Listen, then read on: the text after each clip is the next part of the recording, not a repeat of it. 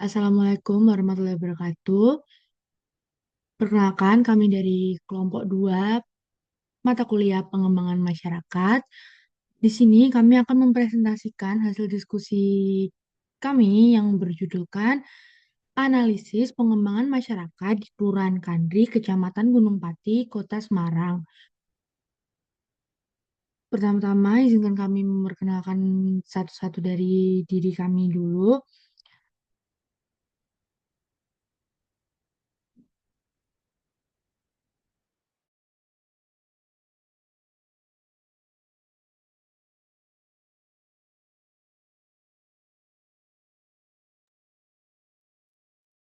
Sebelumnya ada saya sendiri, yaitu Kanayana Putri Didanti dengan NIM H04230558. Selanjutnya, perkenalkan saya Imron Alimuddin dengan NIM H04230550. Dan dengan saya Muhammad Johana Ivan Husnayan dengan NIM H04236062. Saya Mazaya Zahra dengan NIM H04236064. Saya Muhammad Adi Pamungkas dengan NIM H04236072. Kemudian penjelasan selanjutnya akan dijelaskan oleh Saudara Jauhar.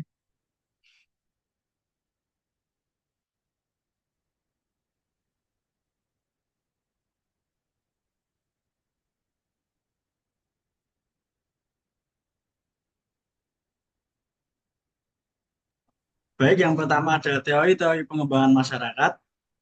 Teori-teori ini memberikan kerangka konseptual untuk memahami dan melaksanakan praktik pengembangan masyarakat. Yang pertama ada teori pemberdayaan.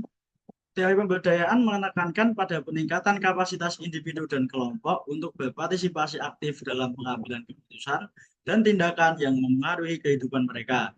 Ini mencangkup penguatan kemampuan, hak, dan keterampilan masyarakat untuk mencapai kemandirian. Dan yang kedua ada teori modal sosial atau social capital theory, yang mana pengertiannya yaitu modal sosial merujuk pada hubungan sosial, jaringan, dan norma-norma kepercayaan yang ada dalam masyarakat yang dapat digunakan sebagai aset untuk memajukan pengembangan komunitas. Modal sosial dapat meningkatkan kapasitas masyarakat untuk berkolaborasi dan membangun solusi kolektif. Dan yang selanjutnya, yang ketiga ada teori kebutuhan dasar atau basic needs theory, yang mana pengertiannya yaitu teori ini menekankan pentingnya pemenuhan kebutuhan dasar yaitu pangan, air, kesehatan, pendidikan, dan perumahan sebagai langkah awal untuk sebuah pembangunan. Pemenuhan kebutuhan dasar adalah persyarat bagi masyarakat untuk berpartisipasi secara produktif dalam pengembangan. Dan yang keempat ada teori partisipasi atau participation theory, yang mana penjelasannya yaitu partisipatif aktif masyarakat dalam perencanaan, pelaksanaan, dan evaluasi proyek pembangunan esensial. Teori ini menganggap partisipasi bukan hanya sebagai alat, tetapi juga sebagai tujuan pembangunan untuk mendorong keterlibatan aktif masyarakat dalam mengontrol sumber daya mereka sendiri. Yang kelima ada teori modernisasi atau modernization theory. Teori ini beranggapan bahwa pengembangan masyarakat terjadi ketika komunitas bergerak dari keadaan tradisional ke modern dengan mengadopsi teknologi pengetahuan dan nilai-nilai modern. Ini merupakan pendekatan yang banyak digunakan selama abad ke-20 untuk mendorong transformasi sosial dan ekonomi. Dan yang terakhir ada teori pengembangan berkelanjutan atau sustainable development theory. Teori ini menekankan bahwa pengembangan masyarakat harus memperhatikan kelestarian sumber daya lingkungan. Tujuannya adalah menciptakan pembangunan yang bisa berlangsung dalam jangka panjang tanpa merusak lingkungan.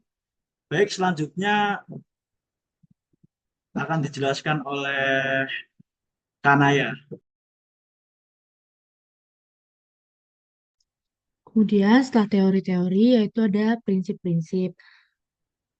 Nah, tujuan dari pengembangan masyarakat ini yaitu meningkatkan kesejahteraan dan kualitas hidup suatu komunitas. Nah, proses ini didasarkan pada beberapa prinsip utama yang berfungsi sebagai pedoman untuk desain dan pelaksanaan program pengembangan.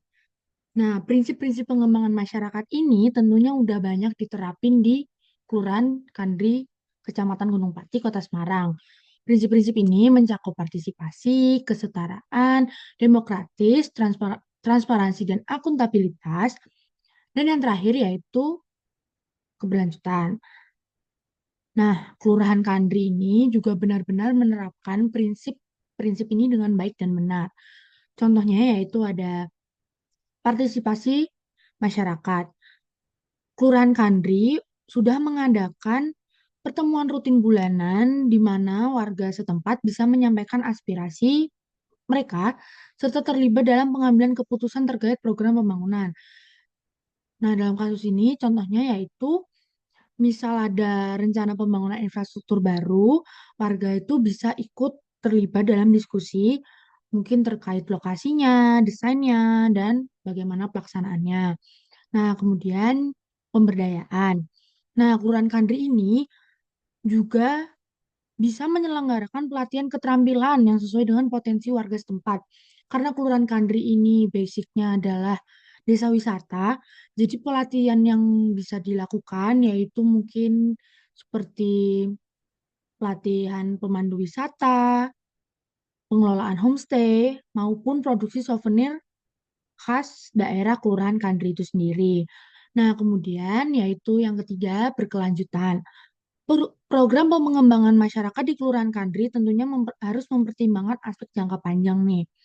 Nah, jika ada program pengembangan pertanian, harus dipastikan menggunakan metode yang ramah lingkungan serta tidak mengeksploitasi sumber daya alam lokal setempat. Nah, kemudian yang keempat yaitu kesetaraan. Setiap program pengembangan juga harus memiliki perwakilan dari berbagai kelompok masyarakat. Misalnya, untuk menciptakan kelompok usaha bersama, harus ada kuota khusus untuk perempuan dan kaum muda, atau untuk program pelatihan, juga harus ada ruang khusus bagi para difabel yang ada di Kelurahan Kandri. Nah, kemudian yang terakhir yaitu transparansi dan akuntabilitas.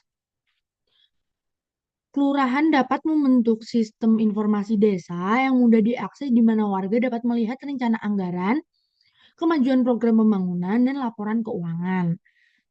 Nah, mereka juga dapat membentuk tim pengawas independen yang terdiri dari perwakilan warga untuk memantau pelaksanaan program pembangunan. Kemudian, selanjutnya adalah filosofi pengembangan masyarakat. Pemahaman mendalam tentang filosofi-filosofi ini memungkinkan para praktisi dan pembuat kebijakan untuk membuat intervensi yang lebih efisien, mempertahankan martabat masyarakat, dan menghasilkan perubahan yang menguntungkan. Filosofi-filosofi pengembangan masyarakat diantara lain yaitu yang pertama, pengembangan masyarakat bekerja sama dengan masyarakat, bukan bekerja untuk masyarakat. Nah, fasilitator pengembangan masyarakat itu bukan sebagai faktor penentu atau pemaksa, tetapi merupakan perantara untuk menciptakan suasana yang mampu menumbuhkan kemauan dan kemampuan masyarakat, menggerakkan serta memelihara partisipasi masyarakat. Kemudian yang kedua yaitu pengembangan masyarakat tidak menciptakan ketergantungan. Nah, pengembangan masyarakat ini harus mampu mendorong tercipta dan terjadinya peningkatan kreativitas masyarakat sehingga dapat memunculkan kemandirian dalam diri masyarakat itu sendiri. Kemudian yang terakhir yaitu yang ketiga adalah pengembangan masyarakat harus selalu mengacu pada terwujudnya peningkatan kesejahteraan masyarakat. Nah, tujuan akhir dari pengembangan masyarakat adalah kesejahteraan masyarakat yang mengalami peningkatan. Peningkatan ini didapat dari proses pengembangan yang di dalamnya diajarkan nilai-nilai kemandirian, sehingga selanjutnya akan memberikan dampak positif pada masyarakat juga. Nah, selain itu, tujuan dari pengembangan masyarakat adalah membebaskan masyarakat dari keterpurukan, entah itu keterpurukan sosial, keterpurukan ekonomi, maupun keterpurukan yang lainnya. Selanjutnya akan dijelaskan oleh rekan saya.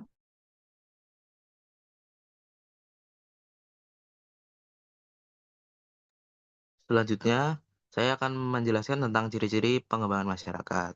Ciri pengembangan masyarakat adalah sistem program pengembangan mulai dari perencanaan, pengorganisasian, dan pelaksanaan kegiatan.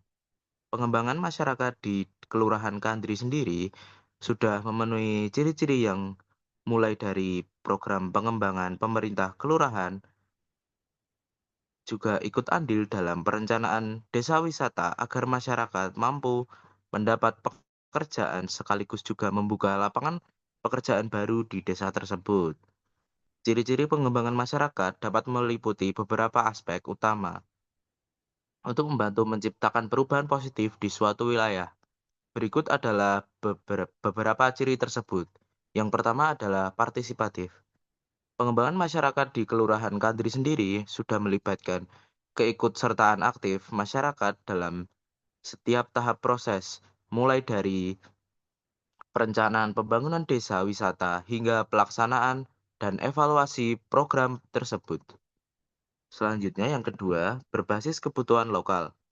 Pengembangan masyarakat di Kelurahan Kandri berfokus pada pengembangan kebutuhan dan potensi lokal guna membangun desa wisata sehingga solusi yang dihasilkan dapat relevan dan tepat bagi masyarakat setempat.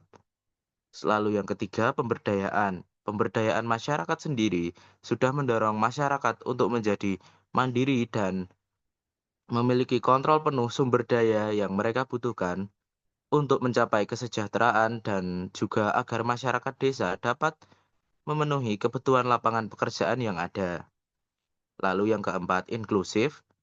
Proses ini melibatkan semua anggota masyarakat Kelurahan Kandri termasuk kelompok marginal tanpa memandang latar belakang sosial, ekonomi, dan juga politik.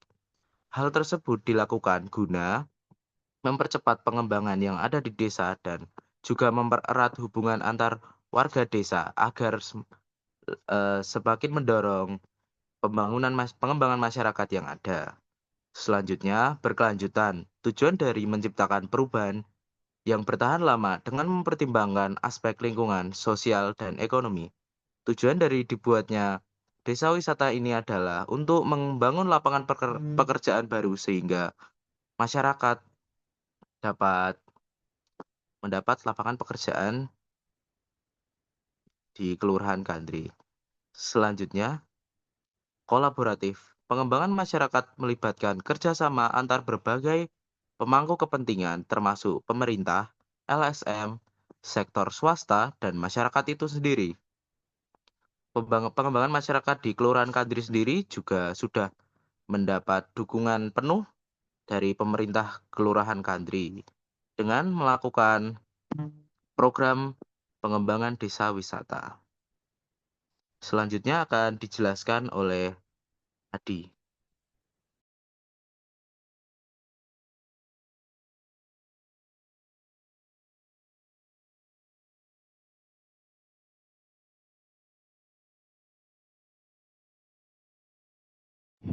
Baik, yang sekarang adalah tujuan dari pengembangan masyarakat. Tujuan dari dilakukannya pengembangan masyarakat adalah untuk memajukan setiap aspek kehidupan masyarakat sehingga tercipta kesejahteraan. Pengembangan masyarakat dilaksanakan atas dasar keinginan untuk menjadikan masyarakat komunitas yang mandiri, memiliki pandangan ke masa depan, dan mengutamakan kebersamaan dalam kehidupan. Pengembangan masyarakat di Kelurahan Kandri didasari pada banyaknya masyarakat di Kota Semarang yang mengalami kemiskinan. Pemerintah setempat membentuk desa wisata dengan tujuan untuk memanfaatkan potensi daya tarik wisata baik alam, budaya maupun hasil buatan manusia yang ada dengan dukungan atraksi, akomodasi, dan fasilitas lainnya, serta meningkatkan kesejahteraan masyarakat desa sekaligus memperkenalkan budaya lokal kepada wisatawan dari luar daerah. Selanjutnya,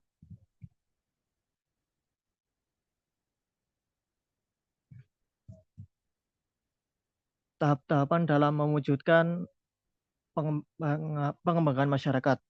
Tahapan dalam usaha mewujudkan tujuan pengembangan masyarakat dilakukan dengan 3 tahap. Yang pertama adalah tahap penyadaran.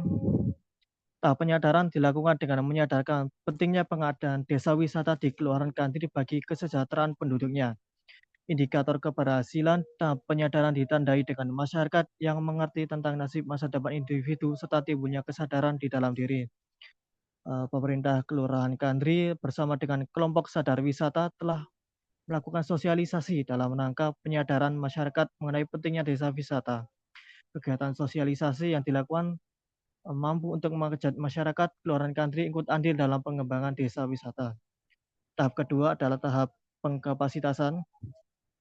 Tahap pengkapasitasan dilakukan dengan melakukan pelatihan kepada penduduk Kelurahan Kandri. Pelatihan diberikan dalam rangka peningkatan life skill, hard skill, dan soft skill penduduk setempat. Dinas Pemerintah Kota Semarang kali ini bekerjasama dengan pihak-pihak perguruan tinggi serta narasumber yang terpercaya. Masyarakat Kelurahan Kandri antusias dengan program pelatihan yang dilaksanakan, sehingga tahap pengkapasitasan terlaksana dengan sangat baik. Yang terakhir adalah tahap pendayaan. Tahap pendayaan berkaitan dengan kontribusi penduduk terhadap program desa wisata yang telah direncanakan. Kontribusi penduduk masih mengalami kendala yang berkaitan dengan tidak sesuai peran dengan keinginan dari masyarakat itu sendiri. Tapi karena keterbatasan pilihan, karena ekonomi yang telah disahkan tadi, masyarakat masih melaksanakan perannya masing-masing. Hal ini berarti walaupun terdapat ketidakselarasan antara penduduk dengan peran yang diberikan, program masih tetap mampu untuk berjalan dengan baik. Selanjutnya akan dijelaskan oleh Mas Zaya.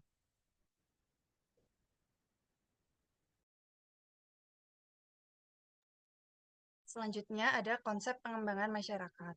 Pengembangan masyarakat atau community development merupakan konsep yang berkembang sebagai tandingan atau oponen terhadap konsep negara kesejahteraan atau welfare state. Nah, kedua ide ini muncul dalam perdebatan tentang pembangunan, di mana negara pemerintah itu bertanggung jawab untuk mensejahterakan rakyatnya atau masyarakatnya dan membagi kesejahteraan tersebut secara merata. Pada konsep negara kesejahteraan ini, pemerintah turut campur tangan langsung dalam pengelolaan dan distribusi kesejahteraan masyarakat. Di sisi lain, konsep pengembangan masyarakat ini itu menekankan pada upaya pemenuhan kebutuhan oleh masyarakatnya sendiri, dengan ide utama keberlanjutan dalam penyelenggaraan kebutuhan hidup manusia karena munculnya keswadayaan masyarakat. Pemberdayaan pada dasarnya adalah upaya untuk membangun potensi yang ada pada seseorang dengan memberikan motivasi, memberitahu orang lain tentang potensi mereka, dan berusaha untuk mengembangkan potensi mereka melalui proses belajar yang sistematis dan terencana. Pada program Desa Wisata di Kelurahan Kandri ini menerapkan konsep pertama yaitu pendekatan pemberdayaan masyarakat. Yang kedua yaitu tahapan pemberdayaan, proses pemberdayaan melalui 3 tahap sesuai teori yang tadi sudah dijelaskan oleh Adi, yaitu ada tahap penyadaran, tahap pengkapasitasan, dan tahap pendayaan. Lalu konsep ketiga yang diterapkan oleh Kelurahan Kandri yaitu menekankan pada partisipasi aktif masyarakat dalam semua tahapan program. Lalu konsep yang keempat dalam Kelurahan Kandri ini menekankan konsep peningkatan kapasitas SDM. Lalu untuk konsep kelima, yaitu pemanfaatan potensi lokal. Program ini itu memanfaatkan potensi alam, budaya, dan kearifan lokal yang ada di Kelurahan Kandri sebagai daya tarik wisata. Hal ini sesuai dengan konsep pembangunan, yaitu berbasis potensi lokal. Selanjutnya, ya, tadi ini sudah dijelaskan, ada konsep pengembangan masyarakat itu ada pendekatan pemberdayaan, yaitu masyarakat dilibatkan secara aktif dalam perencanaan, pelaksanaan, maupun pengelolaan program. Terus ada pemberdayaan, konsep ini berjalan menggunakan 3 tahapan usaha yang sudah dijelaskan oleh Adi tadi. Lalu ada partisipasi, yaitu menekankan partisipasi aktif masyarakat dalam semua tahapan program. Selanjutnya,